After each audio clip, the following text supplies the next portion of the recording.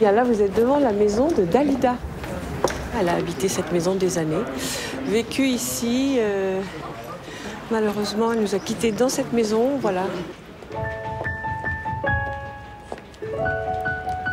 On a toujours un petit pincement au cœur hein, quand on passe devant sa maison. Cela fait 20 ans que Dora Carbonel chante à Montmartre. Elle se produit chaque dimanche dans un restaurant mythique de la Butte, la Bonne Franquette.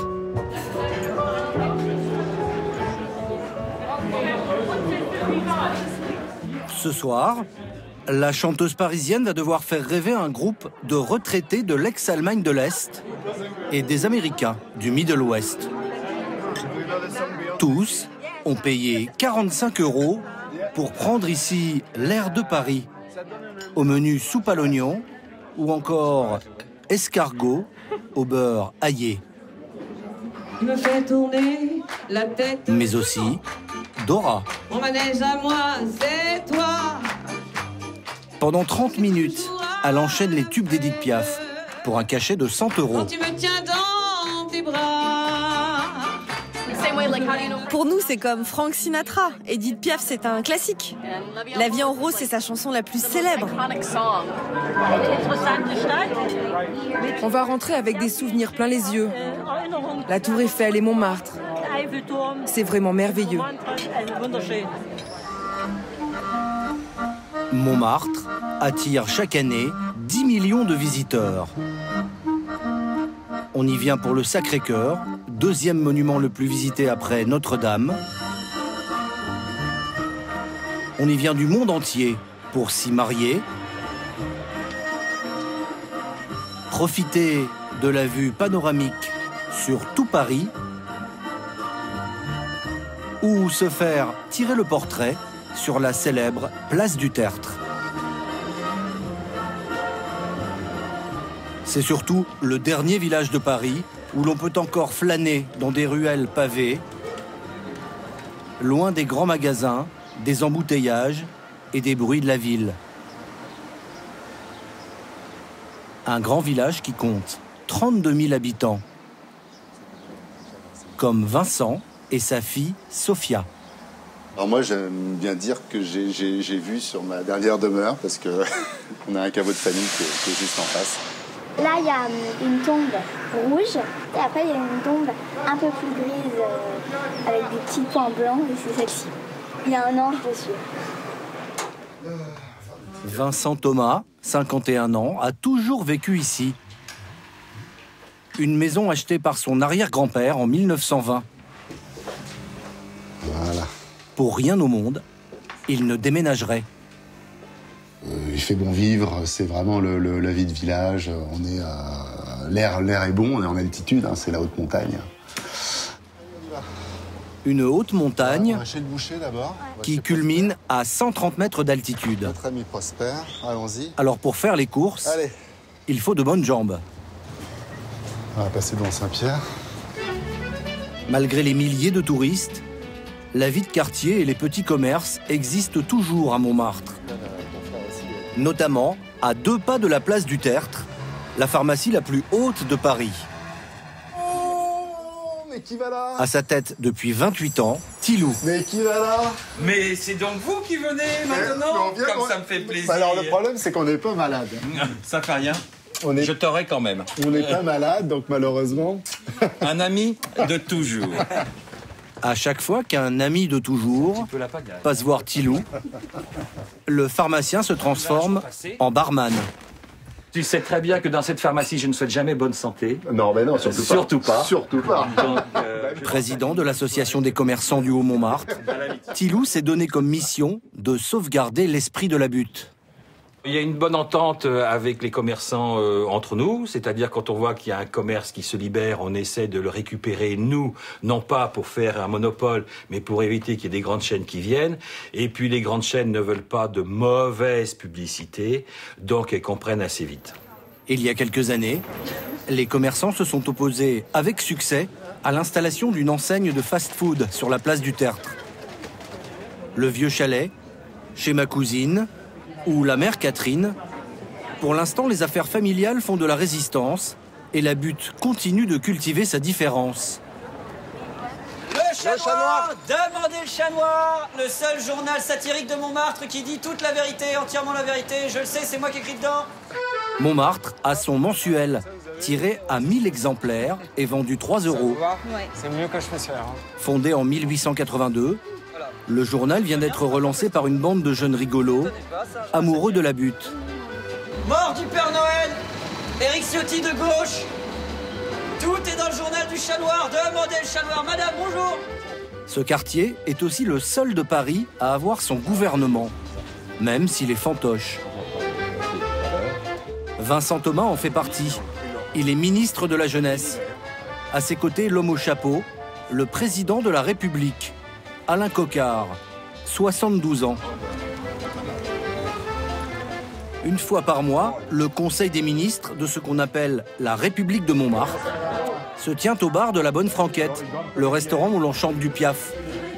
La séance démarre toujours par l'hymne officiel. Monte là-dessus, lancé par la ministre du protocole, Yvette. Monte là-dessus, tu verras Montmartre, et sois bien convaincu, tu verras sûrement quelque chose dessous. Monte là-dessus. La République a été créée en 1921 pour maintenir l'esprit frondeur de Montmartre. Le président est élu pour 5 ans. Il y a 25 ministres et un garde champêtre. Il y a aussi 700 adhérents à travers le monde. Pour l'intégrer, il faut être parrainé, régler 60 € de cotisation annuelle et surtout être un bon vivant. Il faut quand même, pour prendre bien les décisions, avoir pas la bouche trop sèche. Hein, donc c'est ce qu'on essaye de faire. Une république sans pouvoir qui a pourtant un fait d'armes. Ce sont ses membres qui, en 1933, ont fait planter ce vignoble. Un moyen de préserver le quartier d'un vaste programme immobilier. Aujourd'hui, le Clos Montmartre produit 1000 bouteilles chaque année. L'esprit rebelle, qui avait attiré Van Gogh, Pablo Picasso ou le chansonnier Aristide Bruant, est toujours là, mais il est aujourd'hui réservé à une élite. Gérard Jugnot, Richard Berry ou Jean-Paul Rouve habitent tous le quartier où les prix de l'immobilier ont flambé. Rien en dessous de 17 000 € le mètre carré dans la très prisée avenue Junot. Au numéro 23, une impasse privée avec interphone et portail discret. L'hôtel particulier, une adresse secrète qu'on se transmet de bouche à oreille. Cachée derrière des arbres centenaires, une maison de maître bâtie au XIXe siècle pour la famille Hermès, rachetée 3 millions d'euros en 2007 par le père de ce jeune homme. L'endroit vaudrait aujourd'hui 4 fois plus. Oscar Contet, 30 ans, en a fait l'un des endroits les plus originaux de la capitale. Salon de thé dans un jardin d'hiver, bar, restaurant, et seulement 5 chambres, plutôt bien fréquentées. Donc là, je vous montre la chambre 1. Bon, c'est des chambres... La chambre 1, dans laquelle un Américain prénommé Brad passe ses nuits lorsqu'il est à Paris. On a Brad Pitt qui vient et qui aime particulièrement cette chambre, donc il la prend pour lui personnellement et c'est assez mignon. Il a un rapport un peu particulier avec l'hôtel. Par exemple, on l'envoie dans les restaurants du quartier et en l'occurrence, il part en Vélib avec ses gardes du corps qui coupent derrière. C'est quelque chose d'un peu... C'est un peu drôle et c'est un peu sa parenthèse bucolique, Montmartre, c'est assez sympa. Et comment il a découvert cet endroit, Brad Pitt ? Je pense, historiquement, on a Kate Blanchett qui vient pas mal et qui met des posts sur son Instagram. Donc je pense qu'il a découvert comme ça. Une chambre à 500 € la nuit, le prix de la tranquillité, avec en prime une vue sur le club de pétanque de Montmartre. Aujourd'hui, pas de Brad Pitt, mais une grosse soirée à préparer. Une fois par an, Oscar organise un bal masqué. La thématique, cette année, Une hauteur comme celle-ci, c'est zombies, sorcières et squelettes. Il a 4 heures pour transformer cet endroit chic en un manoir hanté. La fête s'annonce belle, mais il y a un paramètre qu'il ne peut maîtriser. C'est vraiment pas le moment de me prendre la tête. Bah, l'incertitude, c'est le temps. C'est qu'on mise énormément sur le jardin. On met tout le paquet sur la décoration sur les jardins. Vous avez l'appli météo, là, non? 18h, il pleut. Donc à 18h, rideau. Il pleut jusqu'à quelle heure? Ils annoncent 22h.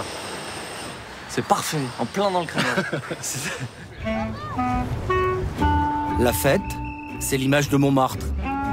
Depuis les années 1900, les cabarets ont fait la réputation de la butte. Moulin Rouge, Madame Arthur et le Lapin à Gilles, tenu depuis 1903 par la famille de Vincent, l'habitant du quartier, ministre de la République. Allez, mettez-vous là. Venez, installez-vous. L'entrée est à 28 € avec une consommation. C'est Yves, 90 ans, le père de Vincent, qui tient la caisse. Toujours bon pied, bon oeil. Oui, c'est ça. Et vous payerez en sortant. Hein? Ah, on paye pas maintenant? Non, en sortant. Très bien. Peut-être chèque ou espèce. On a des espèces. Bonsoir, monsieur. Rien n'a bougé dans le plus ancien cabaret de Paris. À part un tableau de Picasso, remplacé aujourd'hui par cette reproduction. Alors oui, là c'est le fameux tableau qui s'appelle Au Lapin à Gilles, alors que Picasso ne donnait pas de titre à ses tableaux. C'est lui-même qui l'avait accroché à cet endroit-là. L'original est resté accroché ici pendant 7 ans, jusqu'à ce que Frédé, le grand-père de Yves, le cède en 1912 pour une bouchée de pain. Une toile qui, des années plus tard, a explosé un record d'enchères à New York. Il a fait 41 millions de $ en 1989. Il n'y a pas que Picasso qui avait son rond de serviette au Lapin à Gilles. Y ont chanté la Môme Piaf, Georges Brassens à ses débuts, Claude Nougaro pendant 5 ans, ou Charles Aznavour, ami de Yves, qui venait régulièrement. Ils se mirent en ménage, comme de bien entendu. C'est le dernier cabaret parisien où les artistes, comme Mallory, chantent au milieu du public, sans micro et sans ampli. Font partie de la troupe Frédéric, le frère de Vincent, et Yves, qui, une fois les entrées encaissées, vient aussi pousser la chansonnette.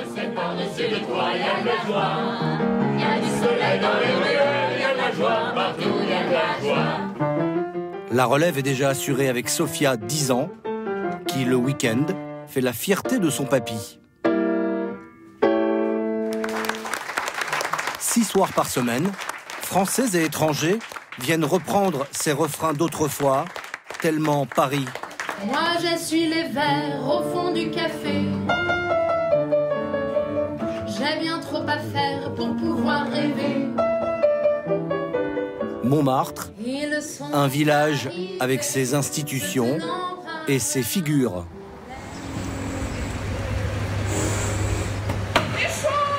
Mes chéris, Michou vous aime. Merci. Michou, 87 ans, n'est peut-être plus au top de sa forme, mais il continue à fréquenter les bonnes tables de Montmartre, comme ce restaurant où il s'installe toujours à la même table, celle de Dalida. Comme à son habitude, il ne consomme qu'une seule boisson, du champagne. Ils arrêtent de miler. Bonjour, vous vous souvenez pas de moi, je vous ai eu comme client. Il ne peut pas faire un pas sans qu'on le reconnaisse. Vous voyez comme client, comme quoi? Comme client quand vous étiez venu à la Samaritaine. Il y a 2 ans. Vous étiez tellement gentil, tellement adorable. Je suis contente de vous voir. Je peux vous faire un bisou? Le Montmartrois vivant le plus célèbre n'est pourtant pas né sur la butte. Michou, contraction de Mimi, comme l'appelait sa grand-mère, et de Chouchou, comme l'appelaient ses fiancés, arrive à Paris à l'âge de 19 ans, en provenance d'Amiens, sa ville natale. Après avoir accumulé les petits boulots, Michel Cathy, de son vrai nom, lance un spectacle de travesti au début des années 60. Il se fait appeler Miss Glasex et parodie France Gall ou Brigitte Bardot. Très vite, le tout Paris se presse pour voir le show qui fait scandale. Dalida, Johnny et même Liza Minnelli. Avec ses économies, Michou s'est offert, au dernier étage de cet immeuble, un appartement bleu, sa couleur fétiche. Chambre rococo bleu ciel, cuisine bleu roi, toute la garde-robe et les peluches sont dans les mêmes tons. 150 mètres carrés, avec vue imprenable sur le Sacré-Cœur d'un côté et de l'autre sur tout Paris. Le Picard partage sa vie avec un Breton, Erwan. Je vis avec Michou depuis 18 ans et demi. Vous vous connaissez depuis Bon, moi j'étais chez lui, j'avais 18 ans, alors donc j'en ai 63. Pour être toujours à la page, l'octogénaire est présent sur Instagram et Facebook, où il comptabilise 26 000 visites par jour. Des pages gérées par son attaché de presse et ami, François Deblaye. Justement, on regarde Michou un peu, les photos sont arrivées, donc elles sont insérées sur Facebook. L'homme en bleu valide chaque cliché. La veille, il a croisé Alain Delon dans une brasserie. L'acteur est un de ses plus grands fans. On a fait des photos souvent très sympathiques, Alain et moi. Il est toujours là, le vieux. Il est toujours là, de jour comme de nuit. Depuis 1956, il tient à être présent chaque soir à son cabaret de la rue des Martyrs. Le dîner-spectacle de 100 places affiche complet 7 jours sur 7. La formule est à 115 ou 145 € avec champagne. Et pour 18 € de plus, certains repartent avec le dernier livre du patron, Le Prince bleu de Montmartre. Moi, c'est à Françoise. Pour ses 70 ans, j'ai 70 ans aujourd'hui. Michou enchaîne les dédicaces et les photos avec les fans. Il faut qu'il soit là. S'il n'est pas là, ça compte pas. C'est pas pareil. C'est pas pareil. Ah, Dalida. 21h, arrivée de Lucien, le doyen de la troupe. Cela fait 45 ans que sur scène, il est Dalida. Je suis le clou du spectacle. C'est vrai ? Ah, en direct. Ils sont 12 Michettes, comme on les surnomme. Patrice est dans la peau de Zaz, Carla Bruni ou Nolwenn Leroy. J'ai quitté Marseille pour venir, pour tenter ma chance chez Michou. Voilà. Vous faites quoi, vous, ce soir? Ça, c'est une charge burlesque sur Carmen, l'opéra de Bizet. L'amour est enfant de bohème. Voilà. Pas une petite gueule d'amour, ça? Hein? Et vous, alors, vous êtes?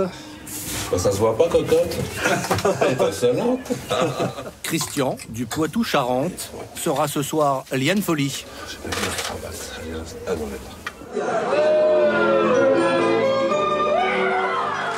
Le spectacle commence avec celle qui a fait rêver des enfants, aujourd'hui quadragénaires.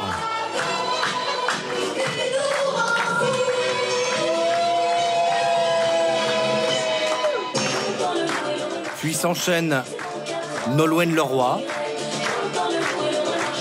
Céline Dion ou Vanessa Paradis.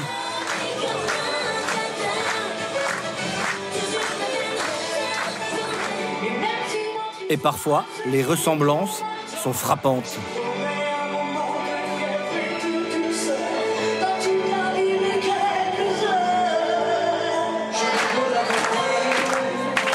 Le bouquet final, c'est Lucien. Le seul à chanter en direct.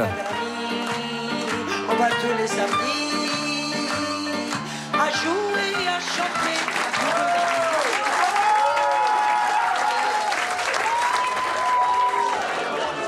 Alors que les Michettes débarrassent, Michou, lui, est couché depuis longtemps.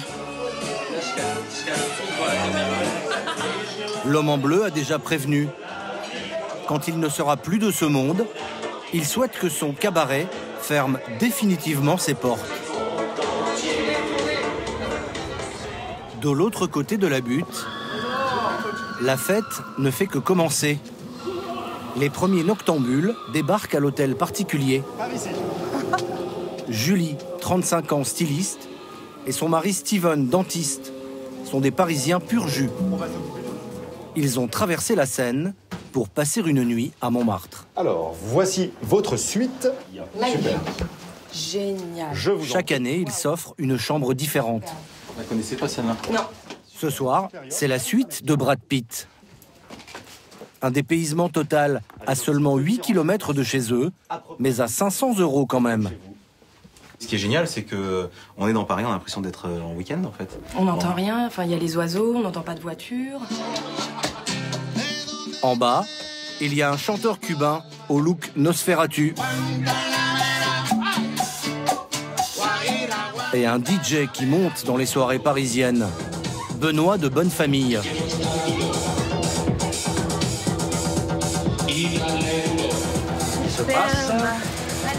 Pour l'instant, on est encore loin des 300 personnes espérées. Mais le maître des lieux, Oscar, reste confiant. Il y a des gens qui ont appelé, pas mal de gens. Donc on a une quarantaine de personnes qui vont arriver. Quelle heure est-il là? 21h53. Dans la chambre numéro 1, séance maquillage pour Steven et Julie. C'est inclus dans le prix de la suite. Non, quoi, je me suis foutue. Je lui ai fait tout. Bah voilà, on est prêt. Go! En moins d'une heure, la salle se remplit.